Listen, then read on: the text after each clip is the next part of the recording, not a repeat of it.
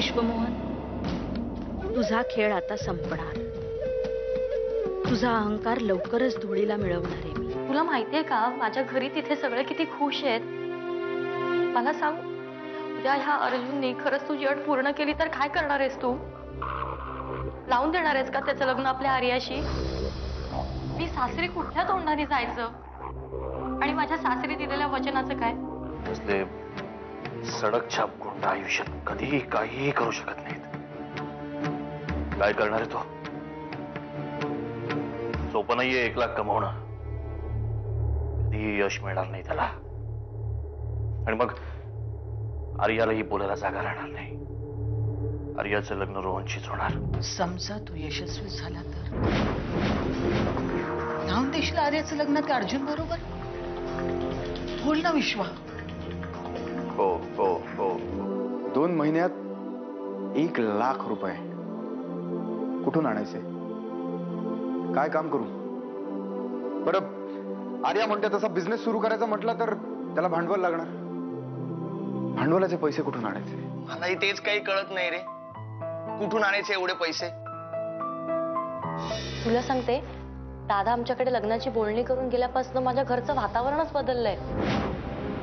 हो आई, त्या माझ्यावर इतकं प्रेम करायला लागल्यात.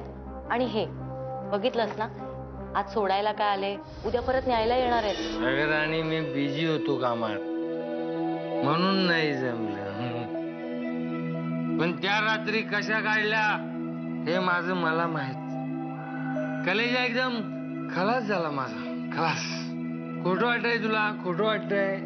तुला कलेजा फाडून दाखवतो. हे बघ, चला जा तिकडे. मस्का मारायची काही गरज. मला वाटलं खिसा गरम नाही म्हणून आला नाही. खिसा? ए ए स्वीटी, अरे बघ, आज आपण एकदम मालामाल आहे. खूप माल आहे आपल्याकडे. कळलं काय? आणि अशा परिस्थितीत बळजबरीने जर तिचं लग्न रोहनशी केलं तर कोणीही सुखी राहू शकणार नाही. आर्या माझी लहान बहीण आहे ग. ती सुखी व्हावी हे मला मनापासून वाटतं. आणि म्हणूनच मला असं वाटतं की तिने आमच्या रोहनशी लग्न करावं. तिला हा सडकछाप गुंड काय सुख देणार तो तिला? तो अडाणी आहे, गुंड आहे. पण एक लक्षात ठेव ताई, जे बोलशील ते आत्ताच बोल. कारण यापुढे या घरात कोणीही अर्जुन विषयी काहीही बोललेलं मी खपवून घेणार नाही. अगं, दादाही तयार झाले अर्जुनला एक संधी द्यायला. आणि तू?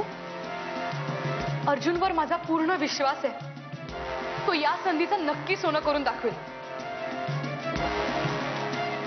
ताई, तू तुझ्या प्रेमाचा बळी दिलास, मी देणार नाही. नका फार विचार करू. तुम्ही जाऊन पडा, बघूया. अर्जुनला पैसे मिळाले तर? हो, ते त्याला मिळतील. आम्ही आहोत ना. तुम्ही नका काळजी करू. तो काही करणार नाही ना त्याला? कोणी काही करणार नाही त्याला. अर्जुन स्वतःची काळजी घ्यायला समर्थ आहे. काय करू तेच सुचत नाहीये ग. मग एक काम कर, आता काहीच विचार करू नकोस. आपण दोघं उद्या भेटू आणि मग एकत्र विचार करू. तुझा दादा सोडणार आहे तुला मला भेटायला? आणि हे बघ आर्या, जर तो सोडणार नसेल तर तू नाही येणार आहेस. कारण मला आता कुठल्याही प्रकारचा धोका पत्करायचा नाहीये. भले मग मी 2 महिने नाही भेटलो तुला तरी चालेल, पण कायमचं नाही गमवायचं तुला आता मला. दादाला काय सांगायचंय ना ते मी बघते. पण मी नक्की तुला उद्या भेटेन. पण कधी येणार आहेस? कुठे? 10:30 वाजता तुझ्या घरी. इथे नको, तुझ्या दादाला आवडणार नाही ते. मी तुला उद्या भेटते 10:30 वाजता तुझ्या घरी. Bye, good night.